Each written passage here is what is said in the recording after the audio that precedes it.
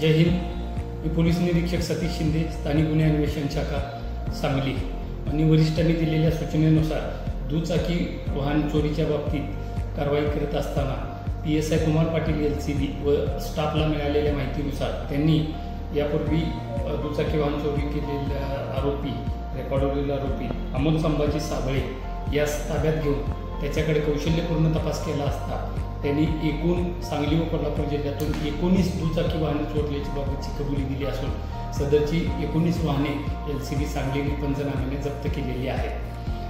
सदर 19मध्ये कोल्हापूर जिल्ह्यातले 5 वाहने असून उर्वरित सर्व वाहने सांगली जिल्ह्यातील आहेत. माननीय पोलीस अधीक्षक संदीप भुगे सर व अपर पोलीस अधीक्षक रितू कोकर मॅडम यांनी याच्या कारवाईसाठी पथकाचे अभिनंदन केलेले असून यापुढे अशाच काम करण्यासाठी मार्गदर्शन केलेले आहे. सांगली पोलिसातर्फे सर्व नागरिकांना आवाहन करण्यात येते की आपलं दुचाकीचं जर लॉक खराब झालेलं असेल तर ते त्वरित बदलून घ्यावं किंवा तसेच आपण आपल्या दुचाकी वाहनाला दुसरं एखादं लॉक बसवता येईल का या दृष्टीने काळजी घ्यावी, जेणेकरून दुचाकी वाहनांचं चोरी होणार नाही.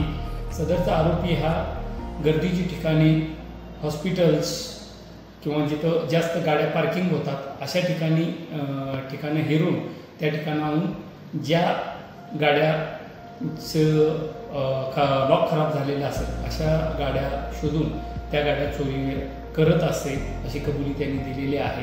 त्यामुळं सांगली पोलिसांच्या वेगवेगळी पथके LCBची व पोलीस स्टेशन स्तरावर दुचाकी वाहनांच्या साठी कार्यरत असून दुचाकी वाहनांचे जास्तीत जास्त गुन्हे उघडकीस आणण्यासाठी प्रयत्नशील आहेत. या कामी नागरिकांनी सुद्धा सतर्कता बाळगावी असे आवाहन आम्ही करत आहोत. जय हिंद.